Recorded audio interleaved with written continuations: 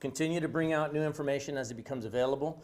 We're also going to be sharing with you all some photos and video that we'd love to see get out there sooner rather than later. So as you all know, last night about just before 8 p.m., we received a call, the 6700 block of Windsor Hollow, for a report of a shooting. Responding deputies arrived. They found a pretty chaotic scene, to say the least. Next door to this residence was another residence where they were first directed to, where they found turns out she was a CNA, a nurse's assistant, that was attempting to render first aid to the little girl, the 4-year-old girl that ultimately passed away. She was trying frantically to try to revive the little girl. One of our deputies that first arrived on scene is also a licensed paramedic. He jumped in, and they were, between the two of them, they were trying to administer life-saving measures. EMS came and took over, unfortunately. Ultimately, as we all know, they were unsuccessful in doing so, but certainly not through lack of trying on the part of some very highly trained people. Once they were able to get back next door to 6708, they were able to find a pretty bloody crime scene, for lack of a better term. It was a pretty bloody crime scene. Ultimately, 5 people were shot, to include the little girl, also a 7-year-old and an 8-year-old, along with the 2 parents of these children. So this video that we're showing is a video of and we're going to share this with your desk, but that's the car the shooter's pulling up, and then what you see is the shooter's actually running up on foot and laying down some gunfire.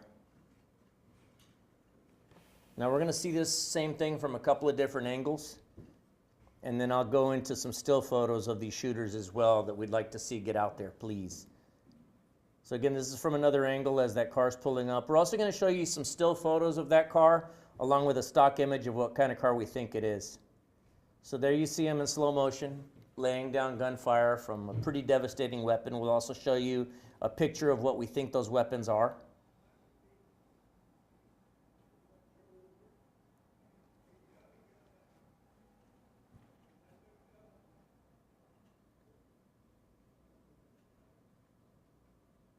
And they're getting into that. That's from the next door neighbor's house. You can see where they're running up and again firing their shots.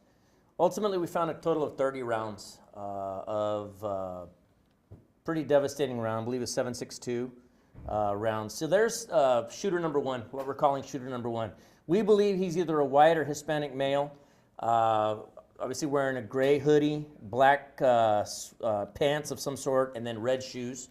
And he is carrying a weapon, the same kind of weapon that number 2 is carrying. We'll show you number 2. Number 2, we're not able to make out the race. Obviously, number 1, you saw he was wearing a hood, a balaclava, a tactical type hood, a ski mask type hood, but he's got his face exposed. Number 2, you can't really see too much more of his face. Also wearing black athletic clothes, probably white or gray shoes, black hood also, balaclava, and carrying a weapon that is very similar to this, what we call a Draco. Street slang, there's also a brand name of weapon, but that's what we call a Draco in common street vernacular, I guess. It's a small AK-47 type weapon that fires a devastating round. We've seen those chambered in different rounds. We believe that this is what they were using last night, though, firing 7.62 rounds.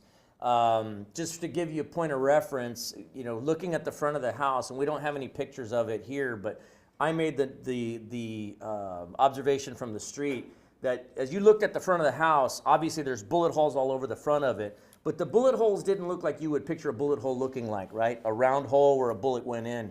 These were longer holes. The reason being is because that being such a short-barreled weapon, the rounds, almost as soon as they come out of that gun, are tumbling. And so when they hit flat.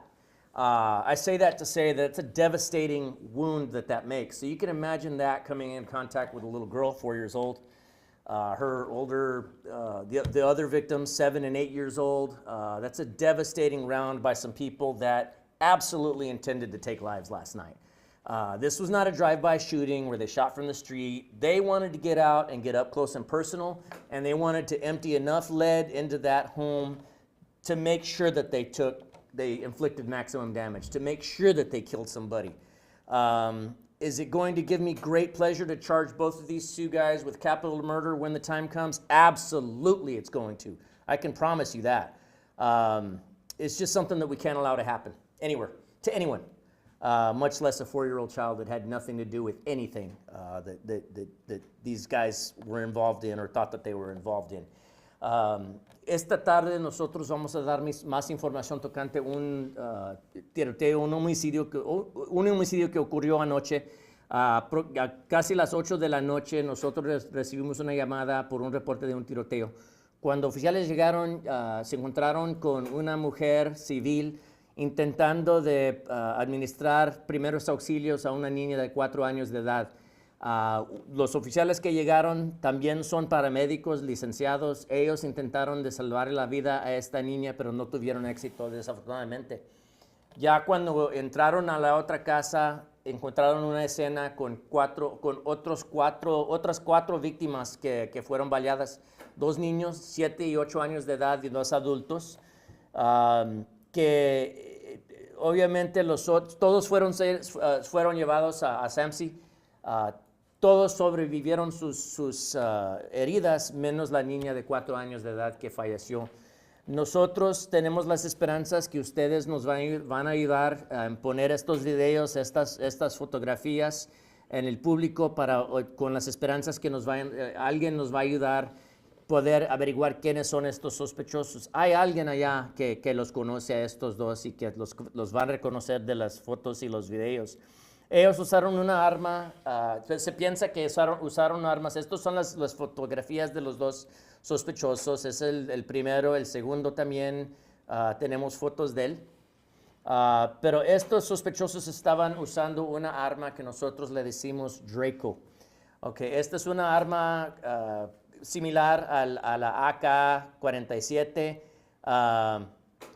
que dispara una bala grande, fea, que empieza a revolcarse ya en el aire y deja agujero, no como las balas que se ven en las películas, sino que esta es una bala que deja mucho daño a lo que le pega. Se puede imaginar lo que va a pasar cuando esta bala le pega a una niña, por ejemplo, en la cabeza. Y obviamente le quitó la vida a esa niña instantáneamente. Y no tuvimos éxito en rescatar la niña esa. Esta es una fotografía del carro el carro que iban usando los sospechosos. This is actually a picture of the car taken from the surveillance video. We believe at this point the prevailing theory is that this is an Infiniti. Possibly this is a stock photo comparing it. And what we're going off of is the body style. Obviously, this back window looking like it's chopped off.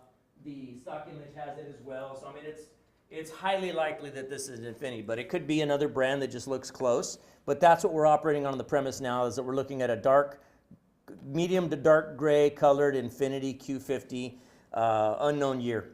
And there's a video and a still of the car as it's fleeing the scene.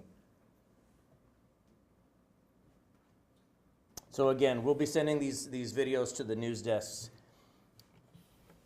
I'll open it up to whatever questions you all might have at this point. So this was a townhome, right?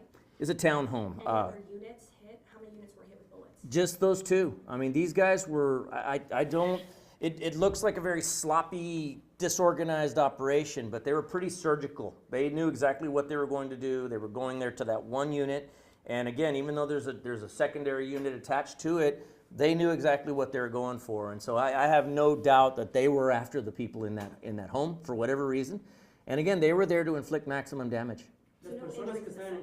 No injuries, no other hits on any other units. No, ma'am. Las personas que están, Sherriff, en el hospital, ¿son madre y padre y sus hijos o aquí quiénes están hospitalizados?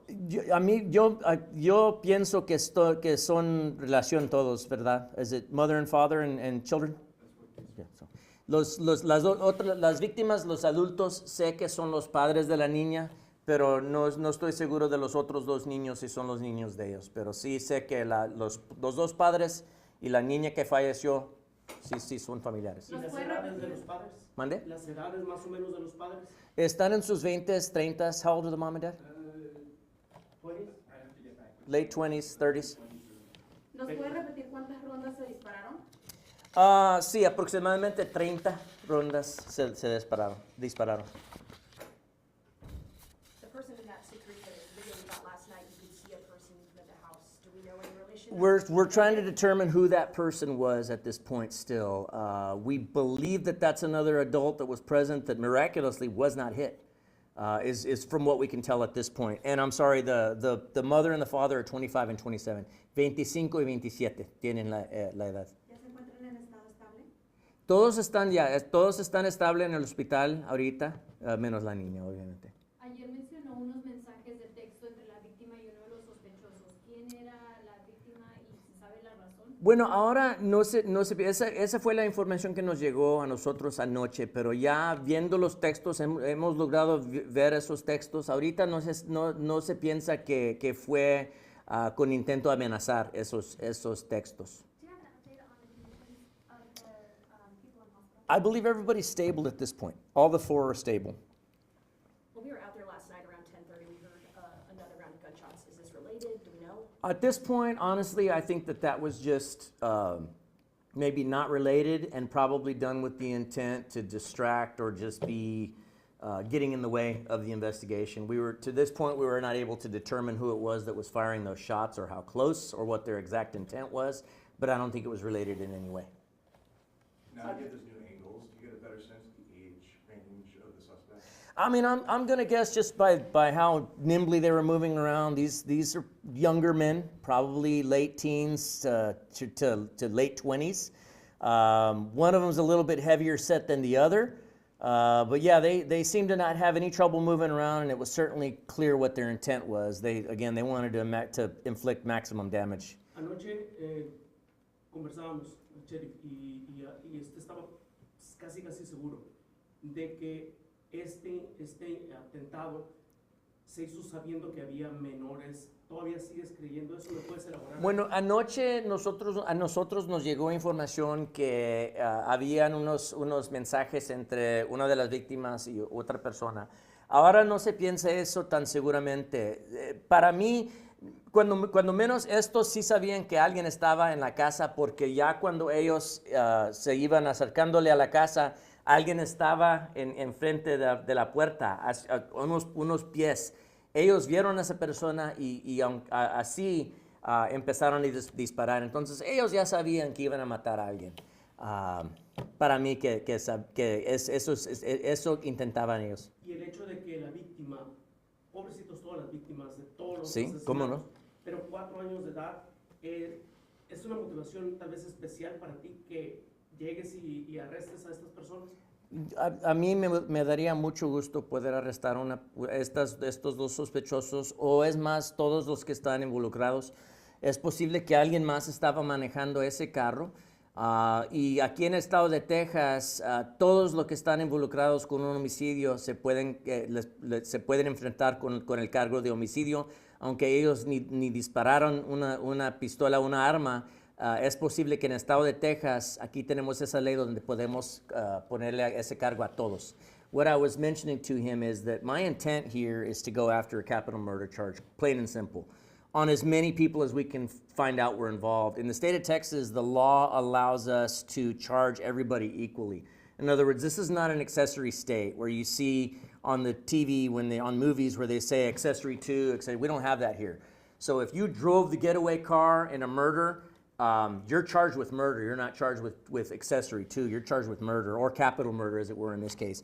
So again, my intent is to charge everybody here equally to the extent that we can find out they were involved. This might have already been established, but all 5 victims were in the same room, and what room would that have been? Well, I don't know that they were all in the same room. I know they were all in the same apartment unit. I don't think it was very big, so it's possible they may have been in different rooms. We're still trying to establish that. But yeah, they were all in pretty tight quarters, for sure. You mentioned yesterday that you thought you knew through some information who these suspects were. Can you elaborate a little bit on that? And just because you mentioned that. Sure. Well, and I certainly haven't strayed very far from that at all. We're pretty certain we've got some persons of interest that we're looking into. We're not yet at the point where I can say, here's who we're looking for, here's his face or his name, but we're pretty certain we're hot on their tracks. I've got my organized crime group that is out here that they've put everything else on pause to go look for these folks, and they're working together. I got a lot of people on this assigned to this case, and they're not going to stop until we get somebody in handcuffs. I can promise you that.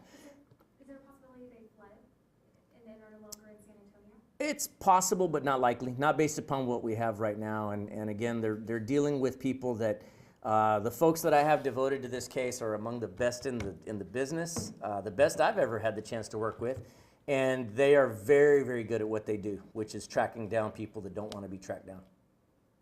En el video se ve que uno se sube en el driver's seat y luego otro en el passenger seat, pero por detrás, like the back seat. ¿Es posible que haya alguien más que estuvo? Es posible que haya alguien más que estaba de guardaespaldas, lo que sea.